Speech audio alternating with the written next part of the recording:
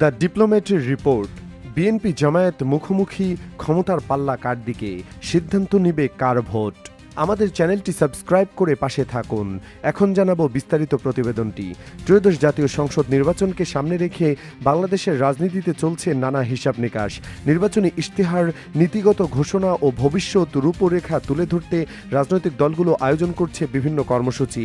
এই প্রেক্ষাপটে মঙ্গলবার বাংলাদেশ জামায়াতে ইসলামের উদ্যোগে অনুষ্ঠিত হল পলিসি সামিট 2026, যেখানে দলটির আমির স্পষ্ট করে জানালেন, নির্বাচনে জয় পেলে তারা বিশ্বস্ততার সঙ্গে জনগণের জন্য কাজ করতে চান।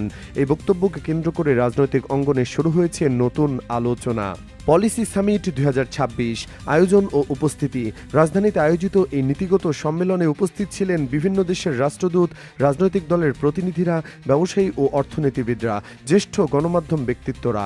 আয়োজকদের ভাষ্য অনুযায়ী এই সামিটের মূল লক্ষ্য ছিল বাংলাদেশের ভবিষ্যৎ শাসন ব্যবস্থা, অর্থনীতি ও সামাজিক উন্নয়ন নিয়ে দলের অবস্থান আন্তর্জাতিক পরিসরে তুলে ধরা। জামায়াত আমিরের মূল বক্তব্য। অনুষ্ঠানে বক্তব্য রাখতে গিয়ে জামায়াত আমির বলেন, আমরা যদি সুযোগ পাই বিশ্বস্ততার সঙ্গে মানুষের জন্য কাজ করব। তিনি বলেন, দেশের উন্নয়নের সবচেয়ে বড় শক্তি হচ্ছে জনগণ, বিশেষ করে নারী ও তরুণ সমাজকে কেন্দ্র করে ভবিষ্যৎ বাংলাদেশ গড়ে উঠবে। নারী ও তরুণদের নিয়ে পরিকল্পনা। জামায়াত আমির তার বক্তব্যে বলেন, নারীরা ইতোমধ্যে দেশের মোট আয়ের একটি বড় অংশ অবদান রাখছেন।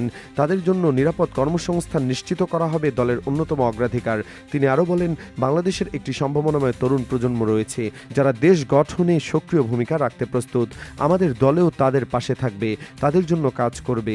জামায়াত সংশ্লিষ্ট সূত্রগুলোর মতে, দলটির ভবিষ্যৎ নীতিতে নারী কর্মসংস্থান ও যুব উদ্যোক্তা তৈরিতে বিশেষ গুরুত্ব দিতে চায়। 2024 সালের ঘটনা প্রবাহ ও রাজনৈতিক মূল্যায়ন। জামায়াতের আমির তার বক্তব্যে 2024 সালের ঘটনা প্রবাহের কথা উল্লেখ করেন। তিনি বলেন, সারা বিশ্বের মানুষ জানে 2024 সালে আমরা নিজেদের মুক্ত করেছি। আমরা দ্বিতীয়বারের মতো স্বাধীনতা অর্জন করেছি 2024 সালের আগস্টে।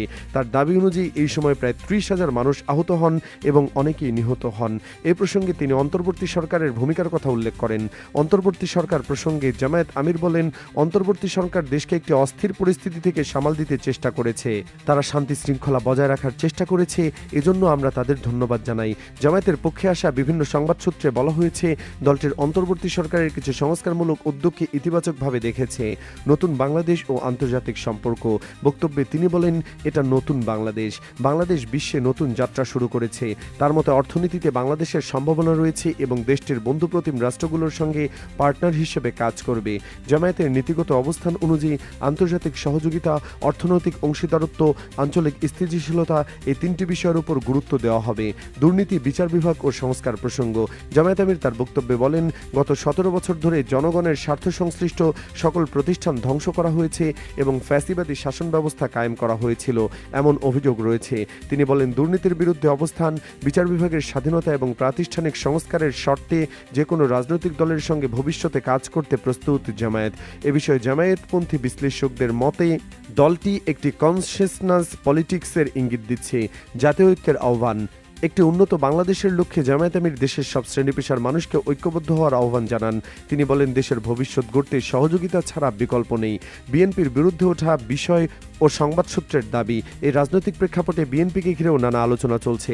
বিভিন্ন সংবাদ মাধ্যম ও রাজনৈতিক বিশ্লেষণী প্রতিবেদনে দাবি করা হয়েছে, বিএনপির নেতৃত্বের কৌশল নিয়ে দলের অভ্যন্তরীণ বিভাজনের কথা উঠে এসেছে। নির্বাচনের প্রশ্নে দলটির অবস্থান নিয়ে ধোঁয়াশা রয়েছে। অতীতে সহিংস রাজনৈতিক কর্মসূচির অভিযোগ রয়েছে, যা নির্বাচনকালীন পরিবেশকে জটিল করেছে। সূত্র, জাতীয় অনলাইন ও গণমাধ্যমের রাজনৈতিক বিশ্লেষণ। তারেক রহমান ও ভারত প্রসঙ্গ। সংবাদ সূত্রের বরাতে। এদিকে বিএনপির ভারপ্রাপ্ত চেয়ারম্যান তারেক রহমানকে ঘিরে ভারত প্রসঙ্গেও আলোচনা চলছে। কিছু গণমাধ্যম প্রকাশিত প্রতিবেদনে দাবি করা হয়েছে, তারেক রহমান ভারতের সঙ্গে গোপন বৈঠক বা যোগাযোগ রাখছেন, যা নিয়ে রাজনৈতিক অঙ্গনে বিতর্ক তৈরি হয়েছে। তবে এ বিষয়ে আনুষ্ঠানিকভাবে বিএনপির পক্ষ থেকে অস্বীকার করা হয়েছে বলে সংবাদে উল্লেখ রয়েছে। রাজনৈতিক বিশ্লেষকদের মতে, এই ধরনের প্রতিবেদন নির্বাচনের আগে কূটনৈতিক ও অভ্যন্তরীণ রাজনীতিতে প্রভাব ফেলতে পারে। তুলনামূলক রাজনৈতিক অবস্থান। বিশ্লেষকদের একটি অংশ মনে করেন, জামায়াত এখানে নীতিগত আলোচনা, সংস্কার ও আন্তর্জাতিক সহযোগিতার কথা বলছে। সেখানে বিএনপিকে ঘিরে এখনও রয়েছে আন্দোলন, নেতৃত্ব ও কৌশলগত প্রশ্ন। এই ভিন্ন অবস্থান ভোটের মাঠে কি প্রভাব ফেলবে তা নিয়ে রাজনৈতিক অঙ্গনে জোর আলোচনা চলছে। ভোটারদের দৃষ্টিতে বার্তা, সাধারণ ভোটারদের একটি বড় অংশ চায় স্থিতিশীল রাজনীতি, স্বচ্ছ নির্বাচন, অর্থনৈতিক নিরাপত্তা। পলিসি সামিটে জামায়াতের আমিরের বক্তব্য সেই প্রত্যাশার দিকে ইঙ্গিত করছে বলে মনে করছেন কিছু বিশ্লেষক।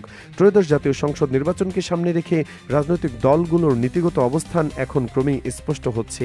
পলিসি সামিট 2026-এ জামায়াত আমিরের বক্তব্য বিশ্বস্ততা, সংস্কার ও ঐক্যের বার্তা দিয়েছে। অন্যদিকে বিএনপিকে ঘিরে চলমান বিতর্ক ও সংবাদ সূত্রের দাবিগুলো ভোটের রাজনীতিতে নতুন মাত্রা যোগ করছে। শেষ পর্যন্ত জনগণ কাকে বিশ্বাস করবে, কোন নীতিকে সমর্থন দেবে, তার উত্তর মিলবে ভোটের দিন। বাংলাদেশ আবারও দাঁড়িয়েছে একটি ঐতিহাসিক মোড়ে। আগামী 12 ফেব্রুয়ারি অনুষ্ঠিত হতে যাচ্ছে ত্রয়োদশ জাতীয় সংসদ নির্বাচন, যা শুধু একটি নির্বাচন নয়, বরং 2024 সালের আগস্টে সরকার পতনের পর নতুন রাজনৈতিক বাস্তবতার প্রথম বড় পরীক্ষা। ছাত্র নেতৃত্বাধীন গণ আন্দোলনের মুখে স্বৈরাচার হাসিনার পতনের পর এই নির্বাচনকে ঘিরে দেশ বিদেশে নজিরবিহীন আগ্রহ তৈরি হয়েছে। আন্তর্জাতিক গণমাধ্যম দ্য ডিপ্লোম্যাটের সাম্প্রতিক এক বিশ্লেষণ বলছে, এই নির্বাচন কার্যত দুই শক্তির সরাসরি সংঘর্ষে পরিণত হয়েছে। একদিকে বিএনপি নেতৃত্বাধীন মধ্য ডানপন্থী জোট, অন্যদিকে জামায়াতে ইসলামী নেতৃত্বাধীন ইসলামী রাজনৈতিক জোট। আওয়ামী লীগ নেই, কিন্তু ভোট আছে। যদিও আওয়ামী লীগ দল হিসেবে এই নির্বাচনে অংশ নিচ্ছে না, তবে রাজনৈতিক বিশ্লেষকদের মতে তাদের সমর্থক ভোটাররাই হয়ে উঠতে পারেন কিংমেকার। দশকের পর দশক ধরে আওয়ামী লীগের ভোট ব্যাংক ছিল প্রায় 30-40%। সরকার পতনের পর সেই সমর্থন কমলেও পুরোপুরি বিলুপ্ত হয়নি। বিশ্লেষকরা বলছেন, এই বিপুল ভোট কোন দিকে যাবে, বিএনপি না জামায়াত নাকি স্বতন্ত্র প্রার্থীদের দিকে, সেটি নির্ধারণ করবে নির্বাচনের চূড়ান্ত ফল। জরিপ কি বলছে? ভোটের আর এক মাসও বাকি নেই। এর মধ্যে একাধিক জনমত জরিপ সামনে এসেছে। কয়েকটি জরিপে দাবি করা হয়েছে প্রায় 70% ভোটার বিএনপিকে সমর্থন দিতে পারেন। একই জরিপে জামায়াতে ইসলামের সমর্থন দেখানো হয়েছে 18-20%-এর মধ্যে। তবে সব জরিপ এক কথা বলছে না। অন্যদিকে স্বাধীন জরিপ ও মাঠ পর্যায়ের বিশ্লেষণ বলছে লড়াই হাড্ডাহাড্ডি, ব্যবধান 5%-রও কম হতে পারে। এমন পরিস্থিতিতে আওয়ামী লীগ সমর্থক ও ধর্মীয় সংখ্যালঘু ভোটারদের সিদ্ধান্তই হয়ে উঠছে সবচেয়ে গুরুত্বপূর্ণ ফ্যাক্টর। একসময় মিত্র, এখন প্রতিদ্বন্দ্বী। বিএনপি জামায়াত এই দুই দল একসময় ছিল রাজনৈতিক মিত্র। 2001 থেকে 2006 সাল পর্যন্ত বিএনপি নেতৃত্বাধীন সরকারের মন্ত্রিসভায় জামায়াতের শীর্ষ নেতারা ছিলেন। দীর্ঘদিন আওয়ামী লীগ বিরোধী অবস্থানই ছিল এই দুই দলের আঠা। কিন্তু আওয়ামী লীগ নিষিদ্ধ হয়ে রাজনীতির কেন্দ্র থেকে সরে যাওয়ার পর সেই আঠা আর নেই। গত এক বছরে সংবিধান সংস্কার, নির্বাচন আয়োজনের সময়, অন্তর্বর্তী সরকারের ভূমিকা, এসব ইস্যুতে বিএনপি ও জামায়াতের মতবিরোধ প্রকাশ্যে এসেছে। রাজনৈতিক বিশ্লেষকদের মতে ক্ষমতার প্রশ্ন সামনে আসতে বিভাজন অনিবার্য হয়ে পড়ে। বিএনপি শক্তিশালী কিন্তু প্রশ্নবিদ্ধ। বিএনপি দীর্ঘদিন ধরেই বাংলাদেশের অন্যতম বৃহৎ রাজনৈতিক শক্তি। তাদের ঐতিহাসিক ভোটভিত্তি 30-40%-এর আশপাশে। তবে দলটি গত এক দশকে পড়েছে চরম সংকটে। দমনপীড়ন, সাংগঠনিক দুর্বলতা, নেতৃত্বের অনুপস্থিতি, খালেদা জিয়ার দীর্ঘ কারাবাস ও অসুস্থতা এবং তারেক রহমানের দীর্ঘদিনের প্রবাস জীবন দলটিকে মাঠ থেকে অনেকটাই ছিটকে দিয়েছে।